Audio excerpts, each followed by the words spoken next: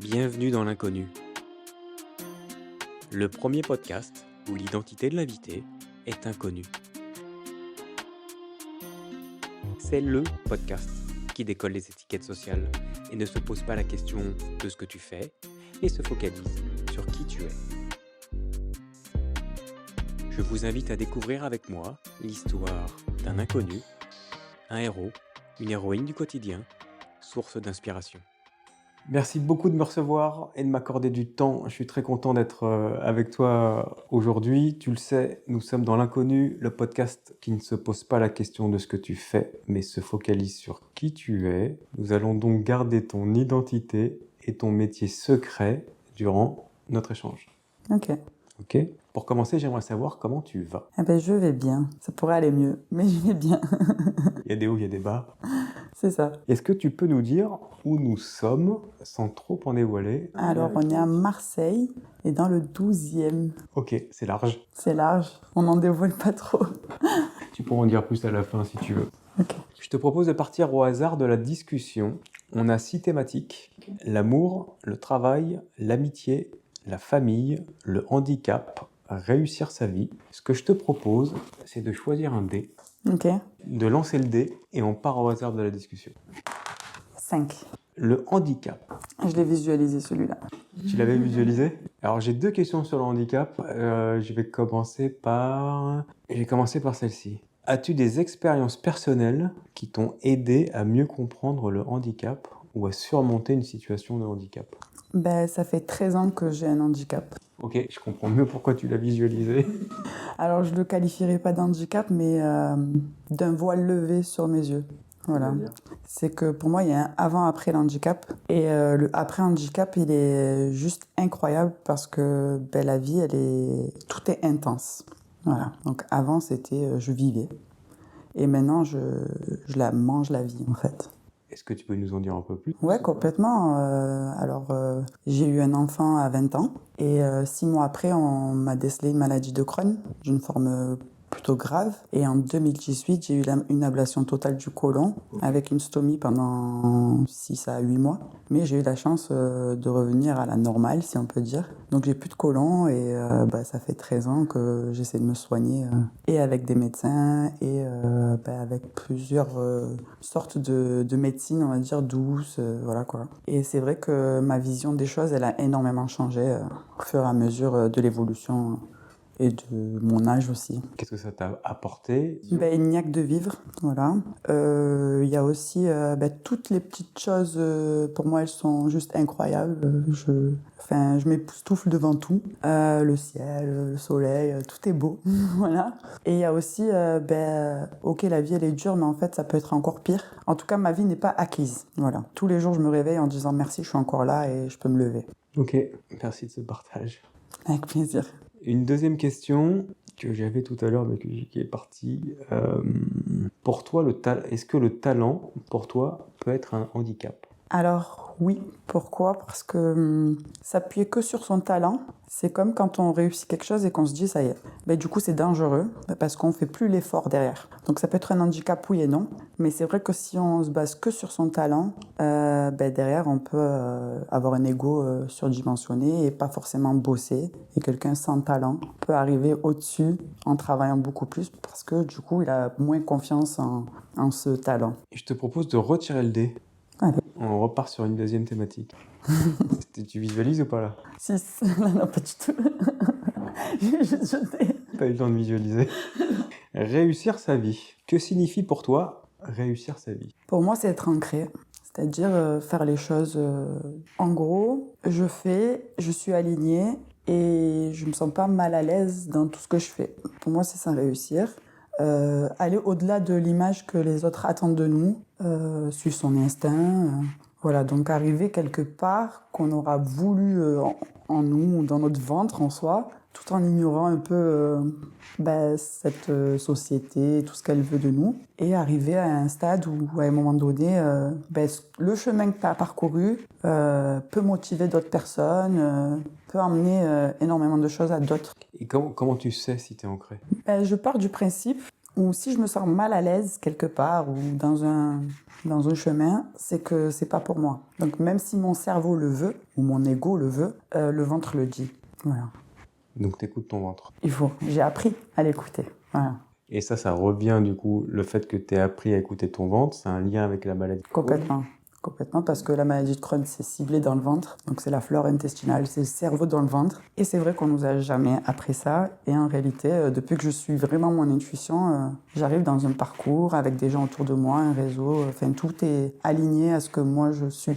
Réussir sa vie, un échec, comment tu le vis et comment tu le surmontes? Alors au départ, je ne vais pas te cacher, je suis un être humain, l'échec, je suis triste. Mais en fait, l'échec, c'est un moteur pour moi. Ou le non est un moteur pour moi. C'est-à-dire qu'on me dit non, ou dès que j'échoue, je mets en œuvre le double ou le triple de ce que j'avais mis au départ et je fais tout pour réussir doublement. Voilà.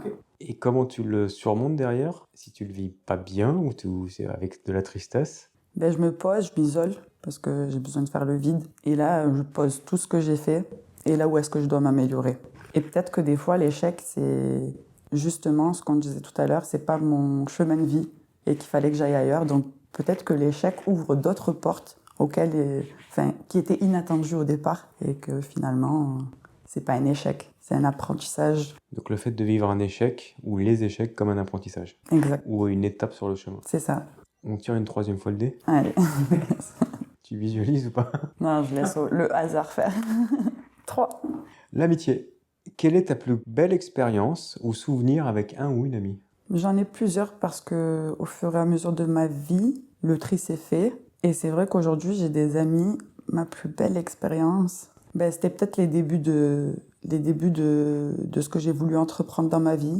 Et mes amis étaient tous là. Enfin, elles m'ont toutes aidé, quoi. Elles ont toutes mis la main à la pâte. Elles ont tous cru en ce que je voulais faire. Et aujourd'hui, on en rigole vachement. Ça, tu nous le diras à la fin, du coup. Oui, on ne dit rien. Est-ce que tu as beaucoup d'amis? J'ai beaucoup de connaissances. Très, très peu d'amis, ouais. Et c'est quoi la différence entre une connaissance et un ou une amie? Alors mes amis, c'est ma famille aujourd'hui. Donc c'est des gens avec qui je partage absolument tout. On n'est pas forcément tout le temps ensemble parce que chacun a des vies et chacun évolue, c'est le but. Et la connaissance, c'est quelqu'un avec qui on est cordial. Voilà, je pense. Que tu croises. Que tu croises, avec qui tu mets ce masque. Mais mes amis, c'est ma famille. Tu gardes ce masque avec les connaissances? J'ai appris à le garder, ouais. Au départ, j'en avais pas du tout. C'est vrai qu'au fur et à mesure, tu dis non, je veux rester tel que je suis. Et en fait, la société, tu peux pas être qui tu es tout le temps. Parce que du coup, on te bouffe ou... voilà, il y a plein de choses qui font que c'est pas un masque mauvais, hein, c'est pas forcément une autre personne. C'est juste que je vais pas tout dévoiler. Protection. Exact. On repart sur un autre tiré de dés? Allez. Allez. 4. Bim. Mime, la famille. Si je te dis famille de cœur ou famille de sang? Je suis tiraillée entre les deux. Ça peut être les deux, hein. Alors, c'est les deux, mais je pars du principe où la famille de sang peut intégrer la famille de cœur et la famille de cœur est en priorité. Ok. C'est-à-dire que dans ma famille de cœur, il n'y a pas que des gens qui n'ont pas mon sang. Mais dans ma famille de sang, il y a plein de gens qui ne seront pas partie de ma famille de cœur. Donc tu as des gens très proches en famille de cœur. C'est ça. Et dans ma famille de sang, il y a la famille de cœur aussi. Quelle est la meilleure leçon de vie que ta famille t'ait transmise? Jamais abandonné. Ok. Est-ce que tu peux développer un petit peu? Un jour, un de mes grands frères m'a dit la société veut que tu ailles doucement, que tu abandonnes. Surtout, on est dans une ère où on ne va pas trop vite, tout va bien se passer, tu peux en faire le moins possible, te reposer. Alors qu'en fait, il faut en vouloir, il faut jamais lâcher, il faut se battre jusqu'à la fin. Voilà. Ça, c'est ma grande leçon de vie familiale. Comment ta famille a-t-elle influencé la personne que tu es aujourd'hui? Par le sens de la famille. Parce que chez nous, il est hors de question de rater un repas de famille. Alors aujourd'hui, avec du recul, je me dis que c'est bien et pas bien. Mais c'est vrai que on est beaucoup de frères et sœurs. Mon papa n'est pas né ici, ni ma maman. Et qu'eux, ils se sont retrouvés sans famille ici. Donc ils ont construit leur famille. Et le maître mot, c'est de rester unis, malgré tout. Malgré tout. Merci beaucoup pour ce partage. Je te propose de passer à la prochaine étape qui est le texte à trous. Ok. Commence les phrases, tu les termines. Ok. À mon avis, la plus grande preuve d'amour, c'est de partager son temps. mais un vrai temps qualitatif. Pas un temps masqué. Ouais. Ma plus grande leçon a été de... Devenir maman. Pourquoi? Et de l'élever toute seule. Voilà. Pourquoi? Parce que je pense que ça m'a beaucoup sauvée dans ma jeunesse, parce que j'ai eu un enfant tôt.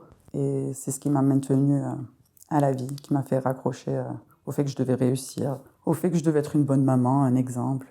Mon principal objectif dans la vie est... Découvrir ce pourquoi je suis sur Terre. Ça, c'est un chemin de vie. Complètement. T'as quelques petites pistes déjà ou... Ouais. En fait, j'ai toujours fait tout pour échapper à ce que je fais aujourd'hui, que je dévoilerai pas. J'ai eu beaucoup d'épisodes dans ma vie qui m'ont remis sur ce chemin à chaque fois. Et au départ, c'était pas du tout plaisant. C'était même dur. Et au fur et à mesure, j'ai compris que je pouvais transformer en ce qui m'animait. Et c'est vrai qu'aujourd'hui, je me rends compte que je pars du principe où chacun vient sur cette planète avec un don. Et ce don, il faut le travailler de façon à le mettre en œuvre pour aider les autres. Et c'est la monétisation qui est aujourd'hui importante parce qu'on ne peut pas vivre sans, qui va permettre de partager ce don. Donc chacun a un truc, on est tous liés et tout le monde se distribue ce don. Bon, j'ai hâte d'être à la fin de l'épisode pour savoir ce que tu fais et de connaître ce don. Je vais en faire une dernière. Pour me développer, je veux... De la main-d'œuvre. Là, tu parles business. Non, pour me développer, je veux des gens qui sont au-dessus de moi, dans mon alignement, et j'aimerais apprendre à écouter différemment. C'est-à-dire? L'intuition, avoir beaucoup de hauteur, ne pas être dans l'ego, parce que même si on travaille tous les jours, des fois, notre ego, il est un peu touché, mais on a une autre vision de la chose, où on entend différemment. Et c'est vrai que j'aimerais nettoyer mon petit canal à fond pour pouvoir entendre vraiment ce qui vient. Ok. On passe à la phase suivante, question d'un inconnu. J'ai pris le parti que chaque inconnu pose une question à un autre inconnu du podcast. Et je vais te poser la question d'un inconnu.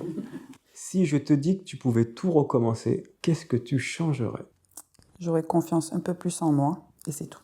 Avoir beaucoup plus confiance en moi. Mais le reste, je le laisserai tel qu'il est parce que ça fait de moi... Qui tu es. Exact. Et là où tu es arrivé. Exact. On passe à la phase suivante, le non-sujet. Quel est pour toi le ou un non-sujet, le sujet qui t'énerve le plus quand il arrive sur la table? Je te vois sourire, tu peux te lâcher. Peut-être mes proches, beaucoup mes proches. C'est-à-dire quand on peut parler de l'éducation de mon enfant, ou ce genre de choses, ça peut m'énerver. Ça, c'est le sujet de l'éducation? Ouais, complètement. Avec tes proches? Avec mes proches, ou peu importe. Donc le sujet, c'est quand on parle de tes proches, non? Quand on parle de la relation que je peux avoir avec mes proches, ou celle que j'ai en tant que maman. Ça, c'est un truc qui me titille, tout de suite. Ok. Je dirais rien sur ta relation, ni sur ton fils, j'ai compris. Après, il y a la manière et l'art, mais c'est vrai que j'ai du mal avec les conseils d'éducation. Prendre avec des pincettes, quoi. Okay. On passe à la phase suivante. Avant de partir, s'il te reste quelques jours, quelques mois avant de mourir, qu'est-ce que tu ne souhaites pas regretter? Qu'est-ce que tu aimerais faire? Qu'est-ce que je ne souhaite pas regretter? Je vais revenir à mon fils parce que c'est vraiment... Je souhaite ne pas regretter la maman que j'ai été. Et qu'est-ce que je souhaite faire? C'est marquer mon existence. Comment? Avec mon don. On peut pas en parler, c'est frustrant ça. Il va falloir attendre la fin, quoi. Et tu commences déjà à marquer ton existence? Ouais, complètement. Ça commence à mon échelle, hein. Mais c'est vrai que pour moi, il y a un don dans ma famille qui s'est transmis de génération en génération et il y a encore personne qui l'a fait éclore comme je pense pouvoir essayer. On passe à la prochaine étape qui est la leçon de vie. Ok.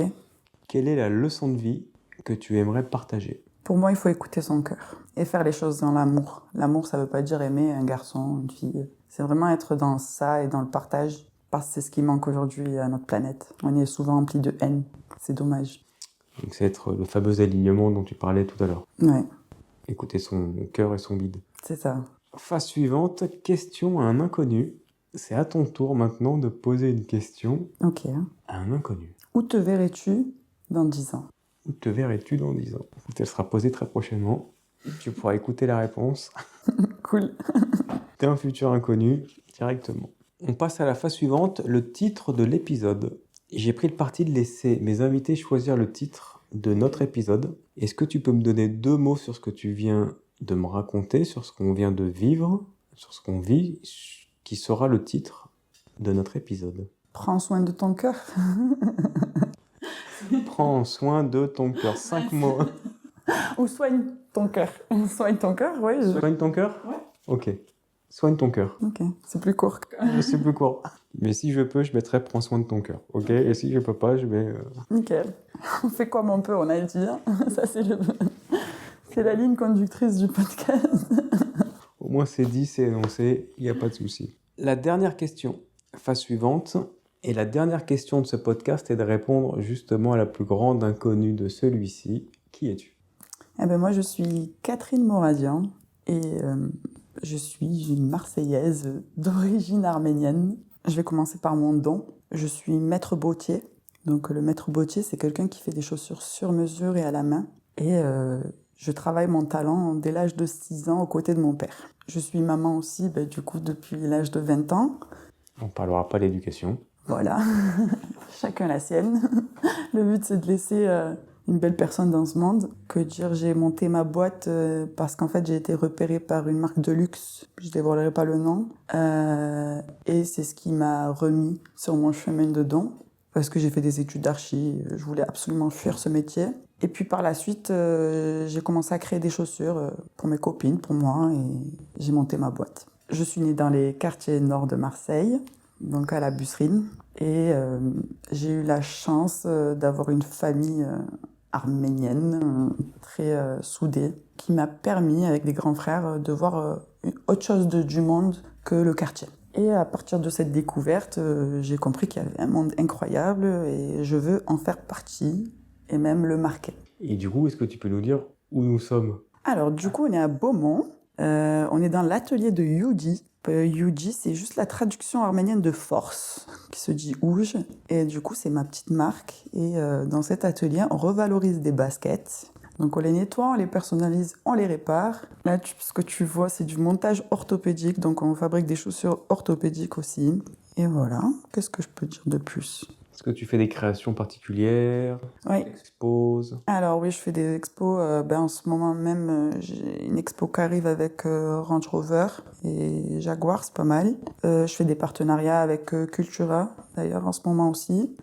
J'ai fait énormément de partenariats, des concours. Et le but, là, c'est du coup de développer en cherchant de la main-d'œuvre parce que c'est un métier qui se perd. Et pourquoi pas créer un grand atelier un jour. Ok, donc je comprends bien pour la réponse à ta question tout à l'heure, pour de la main-d'œuvre pour me développer. Exactement, c'est le plus dur à trouver. C'est un métier en voie de disparition ? Oui, complètement. Ou alors un métier en voie de disparition, parce qu'aussi, alors là, on va m'en vouloir, parce que je vais dire ça, mais c'est une réalité. Les anciens ont mis du temps à donner envie aux jeunes, parce qu'ils ont des codes et que les codes ont changé, donc il faut accepter que les codes ont changé, voilà, c'est beaucoup ça, et donc maintenant ils commencent à le transmettre, mais c'est vrai qu'on arrive dans une ère où un jeune, derrière son téléphone, peut-être qu'il gagne beaucoup plus qu'un travail laborieux. Donc on est vraiment sur un métier passion. Oui, complètement. Et c'est quoi la création la plus folle que tu as faite ? Ou celle qui t'a fait le plus kiffer ? J'ai créé une 20aine de paires de chaussures pour un défilé et j'avais 1 mois. Et ça m'a vraiment... travailler jour et nuit comme ça, sous pression, c'était un kiff. Et arriver au résultat derrière... Et ça s'est bien passé ? Très bien. Ah. Ouais. On cite pas la marque ? On peut, hein. La marque, du coup, les baskets, c'est Yuji by Moradian, parce que l'atelier Moradian crée des chaussures sur mesure. Ok. Et des baskets sur mesure aussi ou pas ? Aussi, mais c'est vrai que j'ai pas encore... c'est une clientèle niche, ça coûte de l'argent. Et du coup, pour l'instant, on n'y est pas encore. Peut-être que si... Le but, c'est de m'exporter. Je veux pas faire de série, je veux faire que des petites collections haut de gamme et d'aller les vendre aussi dans le monde. Ouais. Et je pense que c'est là où on va faire des dingueries avec des baskets. Et est-ce que tu crées autre chose que des baskets ? Chaussures plus classiques, chaussures de ville ? Ah oui, c'est la chaussure sur mesure. Alors j'ai démarré par ça, hein. J'ai démarré par la chaussure parce que c'est vraiment ma passion. Et je suis arrivée dans la basket parce que justement on est dans une ère basket. Sneakers. Voilà, on en jette énormément, hein. C'est 9 par minute en France et il existe quasi aucune solution pour les revaloriser. Donc je me suis dit à mon échelle, pourquoi pas, si on répare une paire de baskets, qu'on la personnalise aussi derrière, elle peut durer encore plus longtemps. Ouais, ça me parle bien. Donc du coup, si la paire de baskets de ma fille est usée, je peux venir te voir, quoi. Complètement. Ah ouais. Et on a un beau savoir-faire pour les remettre bien en neuf. Sérieux, du coup, je vais venir te voir pour les baskets de ma fille, parce que c'est une tannée de les jeter à chaque fois, quoi. Généralement, tout le monde, hein, c'est au prix de la basket. Surtout sur certaines marques que je ne citerai pas. Fabriqué dans un pays qu'on ne citera pas aussi. Pas très très loin, qui ressemble justement à une botte. Est-ce que tu aimerais rajouter quelque chose? Je suis un être humain qui essaie de m'améliorer tous les jours. Et je pense que ça, c'est quelque chose que tout le monde doit faire. Je suis quelqu'un de très empathique dû à ma maladie. Donc, je peux comprendre énormément de gens. Et qu'est-ce que je peux rajouter? Je suis une combattante de la vie. Merci beaucoup pour ce rajout. Merci à toi. On déclue? C'est OK pour toi? C'est OK. Merci Catherine pour notre échange dans l'inconnu où le bonheur est parfois caché. J'espère que vous avez tout autant apprécié que moi mon échange avec Catherine. Je vous invite à partager, commenter si c'est le cas. N'hésitez pas à nous suivre sur les réseaux sociaux. Merci Catherine. Merci à toi. Je vous retrouve très rapidement pour un nouvel épisode avec un nouvel inconnu. Merci Catherine. Merci à toi. Je sais pas comment je vais la monter, celle-là, c'est pas grave. Il va y avoir beaucoup de rire en tout cas.